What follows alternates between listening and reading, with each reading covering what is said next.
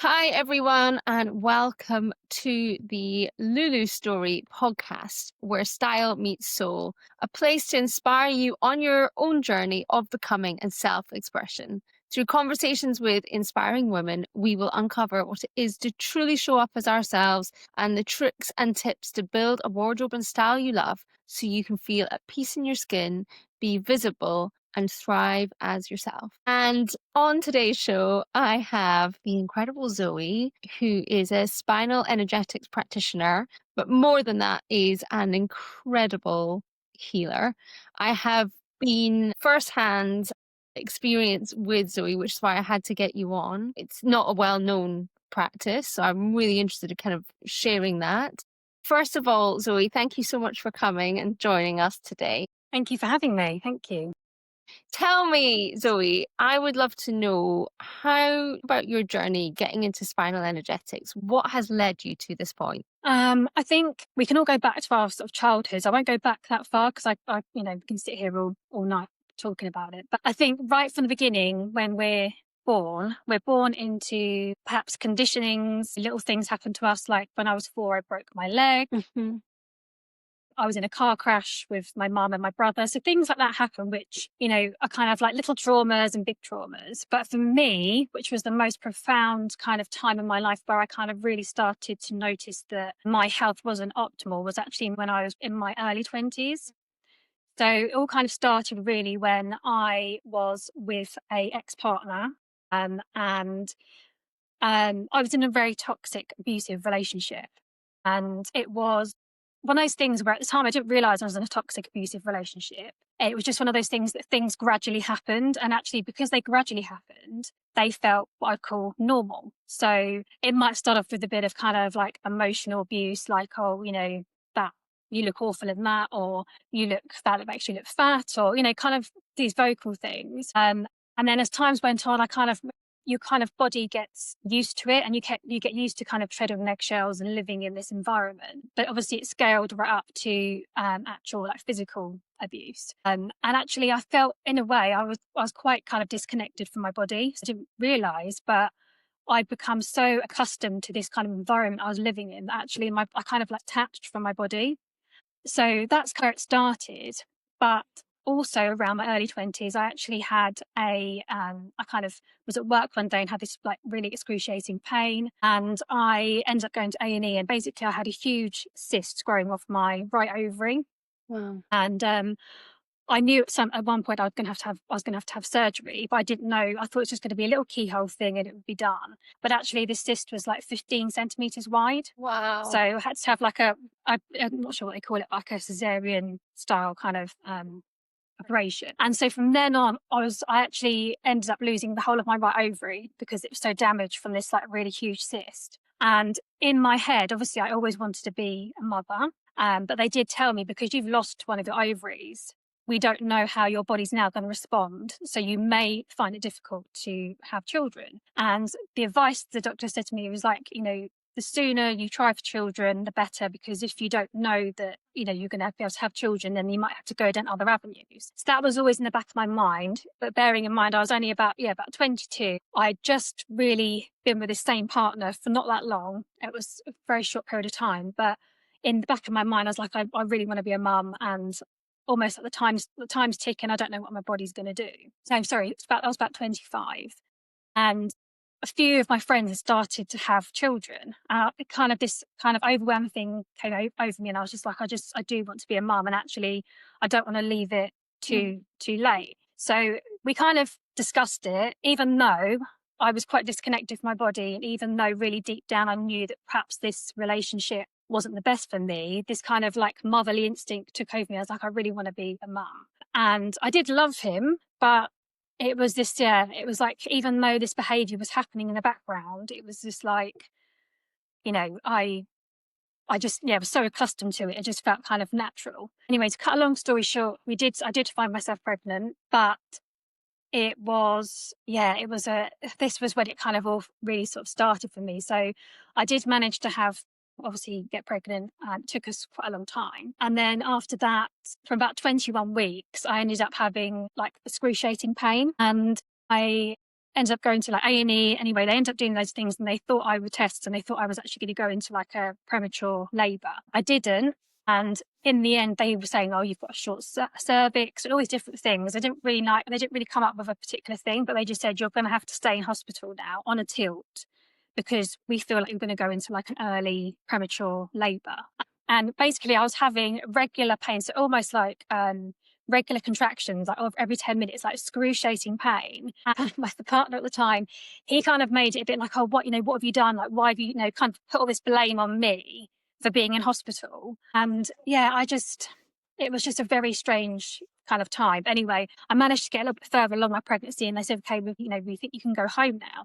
But then I'd go home and the pain was always there. In the end, to cut a massive long story short, I was in hospital and then at 28 weeks, my daughter was born. So she was actually 12 weeks premature. And I kind of knew that she would be premature because of all this kind of in and out hospital and that sort of thing. So that was quite kind of terrifying because I ended up having to have like a emergency C-section. I remember going in and obviously, it's this kind of weird, anyone that's had a C-section, it's this weird kind of feeling like, it's like, I was absolutely knackered because I didn't really sleep in hospital, but you're kind of like, you feel like you're there, but you're not. It's like, again, this disconnection from your body.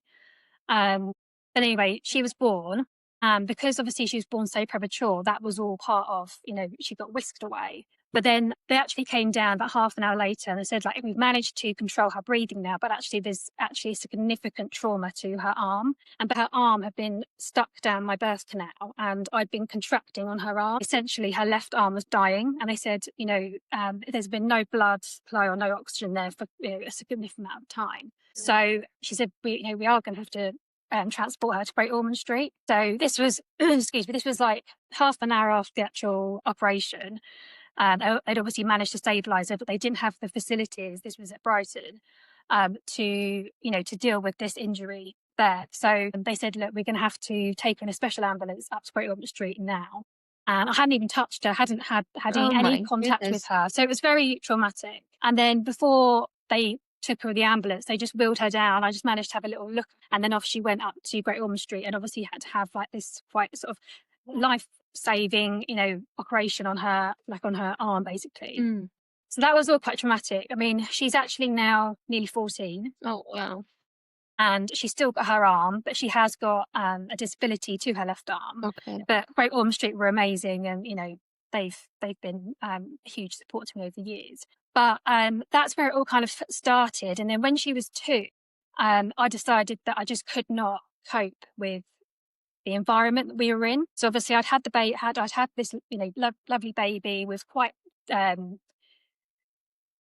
specialist kind of needs. She had to do physio, she had to have a splint on, as well as just being a new mum. It was just all quite, but he didn't really support me in terms of emotionally or, and I think in a way for him, he used to go out and get, blinding drunk and then come back. And I just felt this whole sense of like my nervous system was shot to pieces. And I just thought, this is how I'm feeling. How is my baby feeling? So when she was 2, it took a while, but I plucked up the courage to actually leave. And it was quite a big thing because all these things go through your mind, like guilt, like I'm taking my child away from her father. But I just knew deep down that this environment was not good for me and it wasn't good for her. So we ended up leaving. And then it was actually when I moved into my own, it was a little cottage actually. And we moved in together, just myself and my daughter. And that's when I noticed that my body, it was almost like I came out of the environment and then my body could almost like then breathe. And then when it started to breathe, I realized actually all of this trauma and this kind of living on eggshells and the emotional and physical abuse had actually affected me. I started to anxiety started to creep in. And I remember just sitting in the loo one day thinking, oh my God, I just don't feel safe. I just don't feel safe in my body. Even though I was away from that situation, I was safe in my own little house. I just didn't feel safe in my own body. This just wave of anxiety would come over me. And I had quite physical symptoms with the anxiety. So it just got worse and worse and worse and worse. And at the time, I don't know if I told you this before, but I've been a hairdresser for 23 years. It's a hairdressing qualification. So I was really busy doing hairdressing at the time. And that is obviously quite a social, but I was noticing that I was wanting to withdraw. So I was doing sometimes clients' hair and thinking, I can't cope with this anymore. I need to go. Like, I just can't cope with like being social with people. It was just everything started to crumble around me. And from that point forward, I was like, all right, I need to start helping myself here, because I just feel very disconnected from my body. My body's now having this physical response to the stuff I've been through. So I ended up sort of getting in touch with this amazing lady called Ruth, and she was a biodynamic osteopath. And I messaged her because actually, when my little baby was young, I took her to see her, and I knew how lovely and nurturing and just welcoming she was. I said to her, I messaged her and said, do you deal with this osteopath that you do like help with anxiety? And she said, like, 100%. So I started seeing her like weekly, and she works very what's the word, in a very sort of subtle way, but again, it's more energetic. But I think just the act of like going somewhere and like her being really nurturing and her being really just sort of holding space for me, like really, like I just felt like this, almost like, oh my god, I've not felt this feeling for a long time, just someone actually listening to me and holding space for me. So I started off with doing that weekly. I then found the most amazing acupuncturist, who I still absolutely love and adore to this day. And I started seeing him fairly regularly. And they started giving me kind of like wisdom and nuggets about my body. So it's like, your body is not broken. Like, your body has gone into these protective mechanisms to help you survive these things that you've been through. So actually, your body's not broken. It's actually working optimally for you. But actually, now you're in a safe space. You don't need to have these protective mechanisms. So they sort of helped support me and got me thinking about like my body, and actually how, the body has the wisdom to like heal itself, but it just needs to have time and feel safe. And I would also say on that as well, is like, when I was younger, I don't know about your parents, but my parents are very much, if something's wrong, you go to the doctors, yeah, and the doctors, you put the doctor on a pedestal and they will fix it all. You go and get your antibiotics. And I'm not saying that that's, doesn't work, because I think there's always a place for that. But what going to see these two practitioners made me think about is actually the body can heal itself. And actually, they get to the root cause rather than giving you like a tablet or something to, kind of put a plaster over. What is actually going to work long term, and really sort of working with the body rather than taking something externally, to put in your mouth, or do you know what I mean? It's like your body has the ability to heal itself if you have the right tools and slow down and start to bring safety into your body. And it also sounded like you had to wait. I mean, first of all, thank you for sharing your story. I mean, I knew that you had depth. It makes me emotional just hearing you talk, how you've used your experiences to now support other people and heal them is just incredible. I want to go back though to just how the kind of series of events, I'm thinking about the people that might be listening to this, and the thing that sticks out for me is almost that timing of you seeking help when you physically felt you were away from the trauma. And it sounds like first thing to say to people with this is that, becoming aware and having that self-awareness of even just asking a simple question of, what do I need right now in my life? And it sounded like you got to a point where you were able to kind of go, I need to get away. And then you were able to also start thinking about what you needed to give yourself. Because I think if you maybe, dive into this work too soon, potentially it wouldn't be the right timing. You've got to really feel that your body's in a place where it can start relaxing. Is that fair? Yeah, I think ultimately it all starts with feeling safe. And that's why initially I was like, I don't really know where to start, who to go to. Just knew that this particular practitioner, Ruth, was just so lovely. And I know that every time I went there with my daughter, she was so caring and so wonderful and just had this lovely energy about her. I thought, I'm going to start with her, because actually it was almost like this sense of, I don't know, almost like not a mother figure. Maybe that's something that we ignore in life a little bit. I think one of the shifts for me, even up until 2-3 years ago, was asking myself, does that person help the flame kind of glow inside of me, or does that person shut the flame down? So if somebody's maybe out there struggling, just even by asking yourself what you've just said of, who made me feel good, who made me feel cared for, if you don't know where to go and you're feeling stuck, just that simple question can maybe help you know who to reach out to, even if it's somebody you don't even know that well. I just think if you sort of feel into your body and think, right, who actually makes me feel safe and who makes me feel comfortable, then just by being around that, they actually instantly like help regulate your nervous system. So you feel a sense of peace or calm. It doesn't matter what they're doing. So say, for instance, with Ruth, it didn't really matter that she was doing osteopathy on me. The fact is I felt safe within kind of being within her energy and within her space. And that helped to kind of help regulate me. When I felt safe, obviously the osteopathy was on top of that. But I started to build this kind of a little bit more awareness about my body and actually knowing that I felt safe within her presence. And did it So it make you kind of realize started how from, disconnected you were? yeah, 100%, Yeah. 100%. And I also felt comfortable enough to ask questions that perhaps maybe I might feel stupid asking, Yeah. and obviously this amazing acupuncturist, it was the same. They just helped me slow down and kind of feel into my body and sort of drop away from the mind and just come back to myself. So they were two amazing practitioners that I'm forever thankful for. I work with a lot of women who are disconnected from their bodies and they Mm. live in their minds and they're overthinkers. What, just from, if you take yourself back to that moment of realizing what it felt like to be in your mind and in your body, what would you have said was the difference and the shift? How did one feel versus the other? I would say when you're in your mind, I speak. So, like, for instance, maybe at the beginning of this podcast, because it's a new experience for me, you are, of course, going to be a little bit in your head, because it's like, do I look okay? Do I feel okay? Am I going to be, whatever.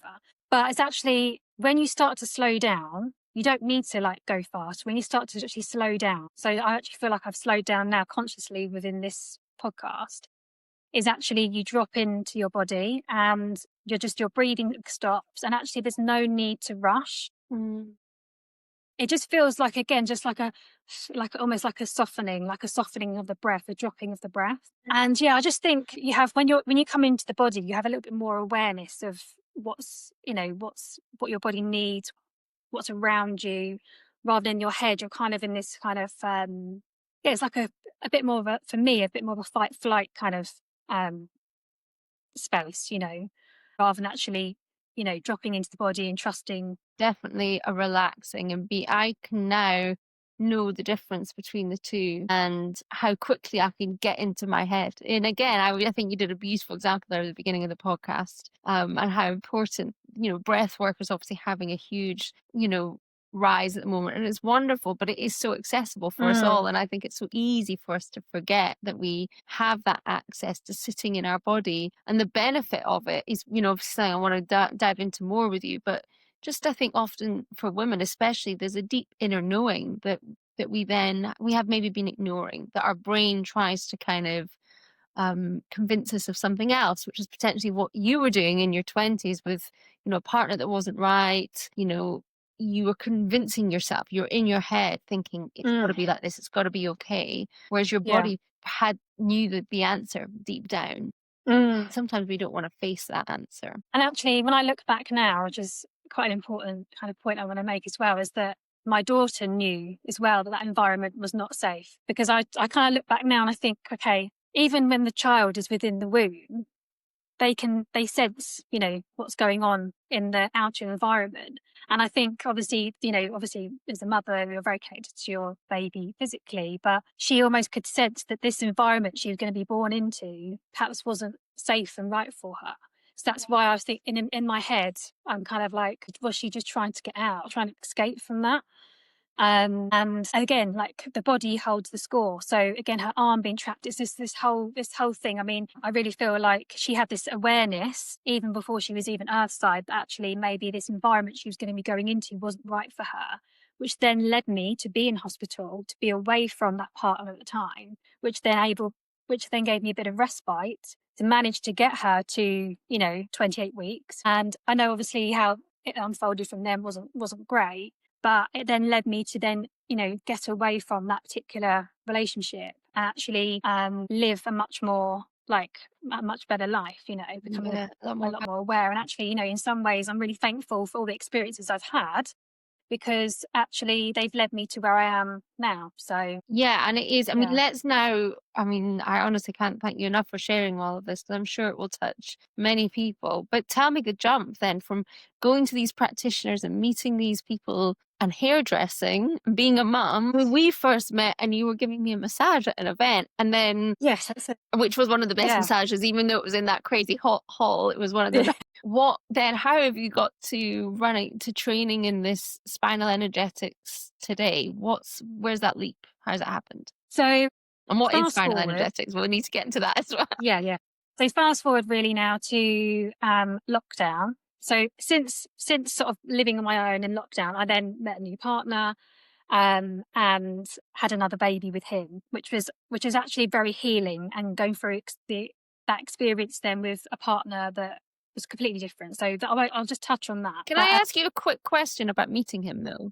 Just wondering, talking about the body and what it recognizes, often in trauma, it will recognize and repeat the same patterns. Did your husband, when you first met or partner, since I don't know if you guys are married, did he feel familiar, or like you were coming home, or did he feel strange and you had to get to know him? no, he felt completely like I was coming home, like 100%. Um, so yeah, I mean, obviously we knew each other before. Mm, Um, did he? the depth of like how I could connect to him almost sort of straight away instantly was a whole different level. I felt safe. That's the one thing I felt in my body is I actually felt safe being around him. Mm. I felt safe with my daughter being around Mm. him and deans and stuff. And they were like, oh, the partner you've got now is almost like a bit of I consider it's like an angel type figure who's come to support you and like, be in your life to sort of like help you through. So yeah, he, doing life with him now has been like, it's just amazing. And of course, it's not perfect, like no relationship is perfect. And we have our little kind of bickering moments, but generally, like we really are like best friends, teammates, we bounce off each other, we have a lot, so it's a whole completely different thing. We've been together 11 years actually, married, but we're long-term engaged. But yeah, he is, yeah, really nurturing, makes me feel very safe, and yeah, we're just a really good team. So I think that's amazing. And I think sometimes for me, men don't get that credit. I think in the world that we're in, I have a very similar partner, and everything you think, kudos to all those amazing, there are some amazing men out there. yeah, yeah, yeah, Mm. 100%. So you were in Yeah. lockdown. How did the So yeah, I was in lockdown, the healing and of hands course, begin? yeah. So of course, in lockdown, everyone starts to reassess their lives, don't they? And I was just like, I really enjoy my hairdressing, and actually, in hairdressing, it was very much you get people talk about their issues, their lives. But in lockdown, I was like, there's so many women who I feel like just need a deeper sense of healing, or they're very disconnected from their bodies. So I was like, I really want to work more with the body. How can I start working with the body more? So I ended up sort of like doing some research, and I thought I just want to do like a massage course. And so that's what I did. I ended up applying to do a massage course. I actually done my first massage course at Jing in Brighton and Bond Street, and they're an amazing massage school. They've got a very sort of Eastern philosophy, and done my kind of, it's called Bodywork Beginnings. So just the basic, to learn about the body, the anatomy, a massage, which was amazing. And that was really like my stepping stone into like working with the body. I had obviously had a lot of kind of trauma within my own womb space, and kind of energetically things that were linked to my womb space. So I wanted to kind of work that. But I also thought a lot of women do have birth traumas, or like they might have had quite a kind of difficult experience with getting pregnant or whatever. So I ended up training and again researching to train to become a womb fertility massage therapist. And that was actually 5 day. I stayed at this lady's house in Essex in Mersey Island, and we ended up, it was almost like it was a course to learn the womb fertility massage, but it was almost like a deep dive into our own traumas as well. So I came back feeling quite like I'd released quite a lot emotionally and energetically, and then learn how to do womb fertility massage, which was amazing. So predominantly always working with women, and then in between that, I've done lots of other little kind of courses like I've done a breath work and meditation course and things like that. Which Can I ask you? I don't. Can I go Yeah, back to the womb? yeah, of Yeah. course, yeah. Is that something that, is every birth essentially a trauma on women's bodies? Is it something that really we should all be having a womb? I'd say, yeah, I mean, obviously it's a change to a woman's body, and obviously when you're growing a baby inside of you, there's huge changes and pressure, and there's a huge amount of work going on in a woman's body. So I feel like, yeah, having a womb massage um, can be really beneficial. I mean, again, lots of women have really great experiences, birth experiences, very positive, and some may have some quite traumatic. But what the womb massage does is it's not necessarily just for birth trauma. It can be like, say, if people feel very disconnected from their bodies, it can help people feel quite embodied. Okay. If people are very much more in their masculine, so obviously we live in quite a masculine, go, fast paced world, it can help us bring us more into our feminine and help to kind of help us tap into more into our intuition. Like our womb space as a woman is our energy center. So energetically, things ripple out from that. So it's like we can tap into that kind of more slow, intuitive, like creative part of us, then I feel like as women, we kind of just move a bit slower, and actually that's better, more beneficial for us rather than kind of always being in more of a masculine type energy. But yeah, for birth traumas and things like that, it can just help us reconnect, and almost it's like placing an intention, like, there on your womb space, that actually you're going to allow yourself to release emotionally, energetically what needs to be released rather than carrying it all around. And then we do this lovely, I call it restoring of the soul, but I wrap women in like rebozo, so around their abdomen, their head and their feet. So at the end, it's kind of like a little bit ceremonial, but yeah, it just brings you back to yourself. And yeah, it's a really lovely, lovely Maybe for treatment. some people, this is just even the first time hearing that they have stuck energy in their body or that they carry Mm, trauma in their body. I think for a lot of people, they don't even they think of their body as this very functional thing, potentially yeah. even thinking about it, how it's meant to look and how we dress it. But Mm, I love how much you're talking about the energy that's within our bodies and how we could start connecting with that mm, to really start to feel confident and to have that peace and to have that kind of, because when we have that trust in ourselves, I've literally just my Substack this week is all about trust. And when we mm, have that kind of inner knowing and connection to ourselves, we can then go out and help other people. We can feel more settled. It has mm. so much effect on our families and our friends and just our sense of well-being. When there is so much anxiety and, poor mental health around, it's that It's so essential now, isn't it? powerful. I think people are more so now. People are becoming more aware Yeah. of their bodies and kind of more what we used to call like alternative well-being. People are more tapping into wellness more, which is great. But yeah, I think it's trying to find the root cause, isn't it, of where it all came from, and actually, like our body, it's like our body holds the score. So our body keeps the score. Yeah, so, we are like our bodies are an imprint of everything, every experience we go through, every Mhm. trauma, every emotion we feel. It's like our body's like a fingerprint, really, and it holds all of that. And that leads me on to really, I mean, going from the womb and fertility massage, I ended up sort of doing that primarily, being a massage therapist for women, but spinal energetics. When I saw that, so because it is a very Instagrammable like modality. I first saw it on Goop, Yes. Yeah. Gwyneth So Paltrow on I don't. Netflix. Yes, I think that's more. I think that was more network spinal, but it's that network spinal was very much part of spinal Okay. energetics.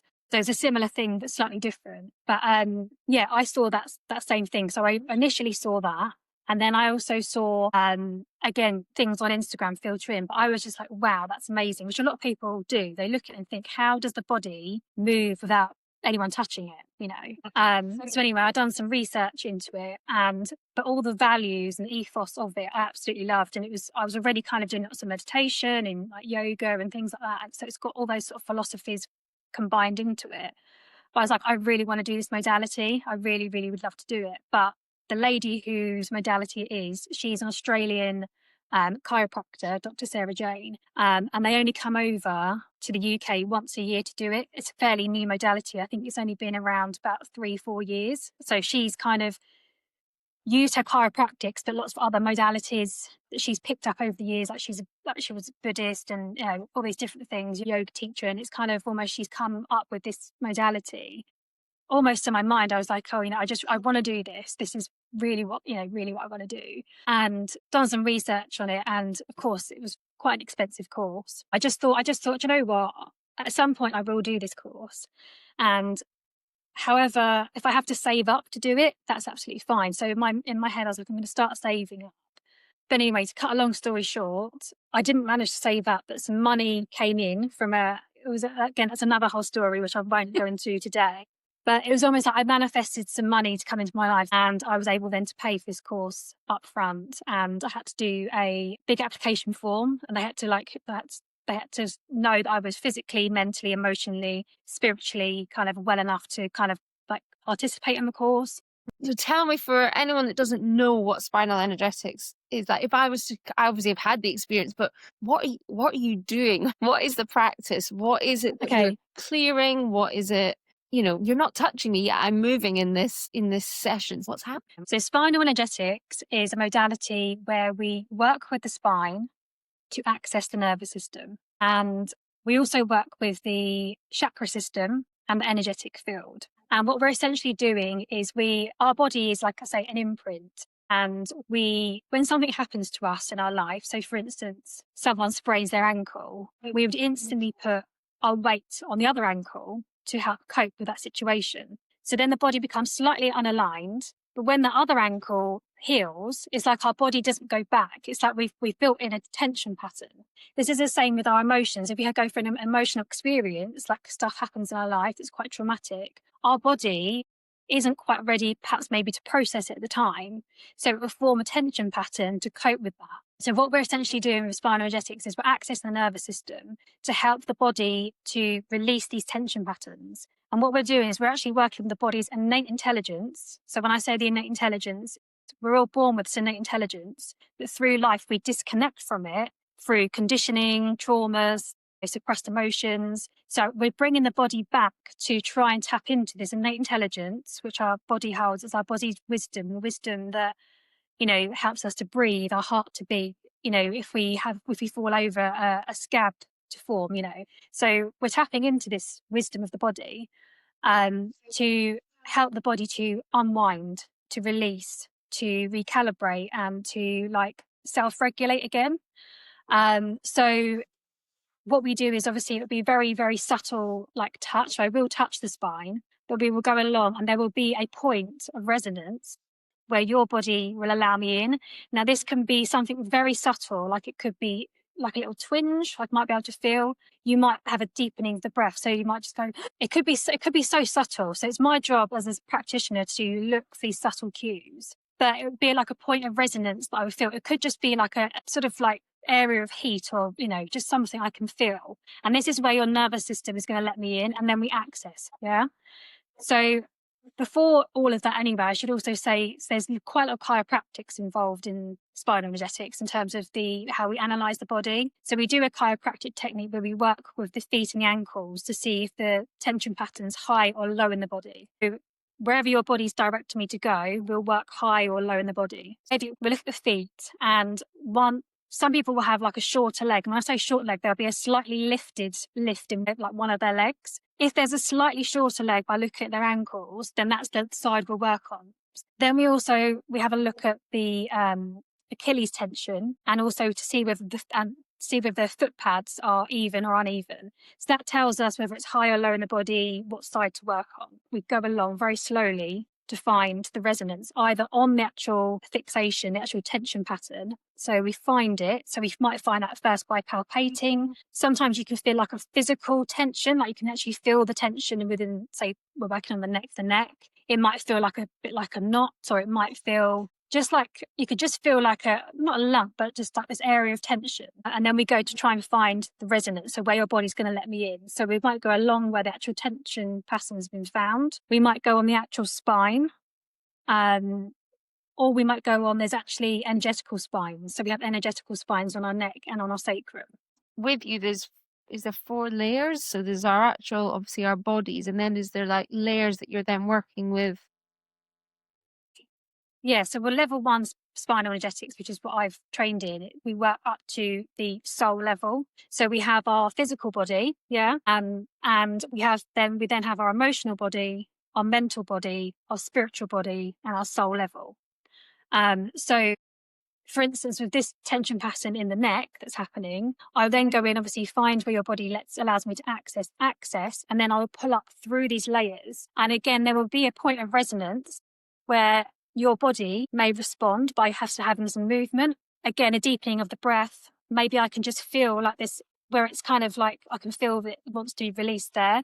And then again, we'll access. And then from that, for instance, we're working with the neck, we then will go to the throat chakra, because that's the chakra that's associated with that tension pattern in the neck. And we access the throat chakra. What we're doing is guiding the energy back to the tension point, and then the body will start to realign of its own accord. So the body can express big types of movement. So you might feel this urge to move, to stretch, to tremble, but also it doesn't mean that because you're not moving, so some people don't move. My movement was is quite subtle to begin with, wasn't it? And it was like, yeah, my hips, I felt like we're in a swing or like on a yeah. boat. They were really rocking. Everyone's so different. But the body can obviously fit, like it wants to express it through, and what your body's doing is it's tapping into its own innate intelligence to help release this tension pattern. So for instance, just say that we've got to the emotional layer. There's something emotional that went on in your life that's kind of made this tension pattern. So we've released the layer, we've released the chakra associated to that tension pattern, and we're guiding the energy back. So the energy can then start to move through the body to help realign on a physical level, all the other layers as well. It helps to kind of like the innate intelligence of the body helps to, almost like it's a bit like a hose. If you think about someone has a garden hose and there's like, they put their foot on it, there's like a kink in the hose. So what we're doing is we're taking that kink out and we're allowing the energy to flow through naturally as it was before to help release this tension pattern. So then after we've done that, we might find that, again, the body expresses movement, deepening of the breath, perhaps maybe some emotion. I mean, and it can be really subtle. I was an emotional mess. I mean, I feel like I've done a Yeah. lot of healing in my life, but it was tears, like snot dripping, because I couldn't believe how little you were really touching me yet. And I went with I'm somebody that's open, but of course I went with a layer of skepticism because it felt so unreal. I was so curious. Yeah. And I obviously felt incredibly safe with you. But I kept saying to myself, just let go, it's okay. Yeah. You were so good throughout And it. this is the thing is that, if you think about animals, like this, for instance, you've got a puppy, haven't you? Yeah. So when you see our animals shakes, when they get up from sitting, they shake. Like, for instance, my dog goes in the car, he's not great in the car, and then he'll sort of tremble afterwards. They disperse any sort of like energy they need to afterwards. What we don't do as human beings is we tend to have an experience that goes, that's quite kind of traumatic to us. And then we end up sort of locking it. That's it. And it's almost like, a bit like, I can't show that I'm scared. I can't show that I'm upset or sad. So we kind of like just push it down, and then our body absorbs this and it just sits within our body. And actually, if we don't address these things, these suppressed emotions and trauma sometimes can manifest as dis-ease within the body. So it can come out as things such as like maybe like a rash or eczema.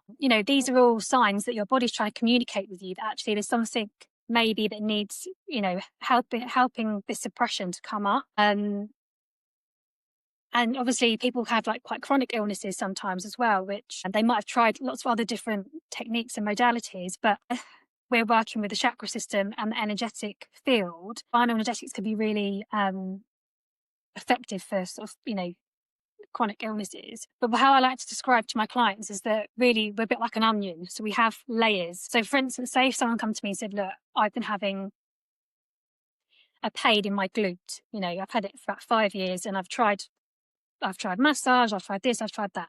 They're all amazing things. That in that particular instance, that glute pain might have derived from an emotional issue that went on, say, 5 years ago. So your glute's tightened and it's causing pain now. But on that day, your body's only going to allow me to release what it feels safe enough to release. So this pain might not feel safe enough to release on this day. So it's almost like we have to work through the layers that our body feels safe to release first before we get to that. And I think what was quite interesting for me was just how many days after I felt pretty done in. I mean, it was clear there was some serious, and it's been quite interesting to me that you were mentioning my throat chakra, and actually this podcast pretty much launched just after. So, having Mm, this voice and helping people see that how we can find inner peace and how we can feel confident comes from many different areas. We're gonna have to come to time because we have seriously it's yeah, been so fascinating, and I feel I could go on for another hour. But I suppose I've yeah. got two small questions for you. First of all, what would be if somebody is at home and maybe hasn't got availability to come to a spinal energetics, is there anything people can do they can do at home that can help clear their energy, the equivalent of a dog shaking? Is there anything that you'd recommend? 100%. Yeah. So I would say breath work is amazing. You can get lots of amazing apps now on YouTube, but breath work is amazing for calming the nervous system. Mhm. And in terms of actually working to help, a bit like a dog, we can just stand up and shake or bounce, or a lot of people have these rebounders where they just jump. So that's great aid for the lymphatic system, but also it just helps to release any kind of stagnant energy within the body. Mhm. And I just would always say, like, nature, like if you can get outside and go for a walk in nature, again, just using a breath to really ground, but just being in nature really is like calming for the nervous system. I would say they're the three things that you don't need to pay anything for to tap into. And then I suppose linking to similar question, what do you do in your day-to-day life to continue this supporting your central nervous system and this kind of Yeah. health? Most days I do some breath work in the morning Mhm. and about 5 minutes just to help me ground into my body. I like to go outside like straight away so I can just get some proper daylight into my eyes. Mhm. I'd say my breath is one of the biggest things for me. Like, say, if I've got something that's causing me to feel a little bit anxious or a little bit uncomfortable, just tapping into that breath, slowing everything down.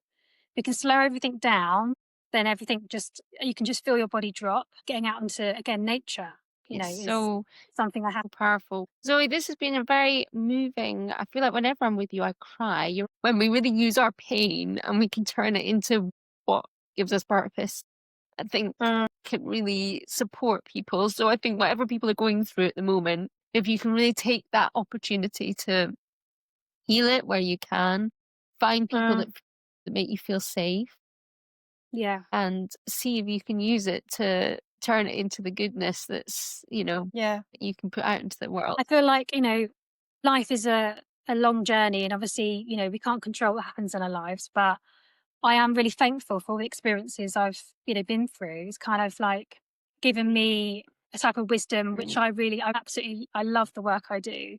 I love supporting people and if it actually feels like it gives me a sense of Yeah. purpose, that is, yeah, So that's, where can people find you? Tell us where they can find you. yeah. So my Instagram is ebb_and_flow_alchemy.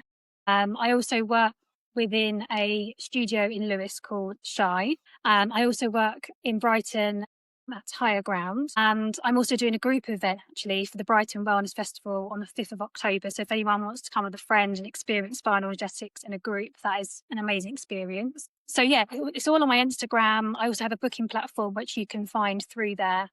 I'll make sure I tag it all below. And I think we had a little discount code that we can share as well. yes. So if people are Yeah, in the yeah, Sussex yeah, area or up in yeah. London, do come and see Zoe. Yeah. There is not many people that are trained in this spinal energetics modality. It really Amazing. Thank was you. incredible, and you have very, very healing energy. So thank you for sharing your story. Thank you for Thank being so you. Thank you so honest. much. And it's been wonderful to have you as a guest.